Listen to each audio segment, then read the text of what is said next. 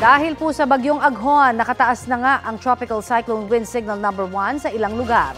Kabilang po dyan ang Eastern Samar, Dinagat at mga isla ng Siargao at Bukas Grande.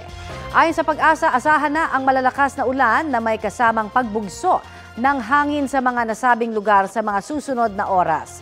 Base sa pinakahuling forecast track, posibleng lumapit o maglandfall bukas ng umaga sa Eastern Samar ang bagyong Aghon. Bandang hapon, nasa silangang baybayin na po ito ng Bicol Region.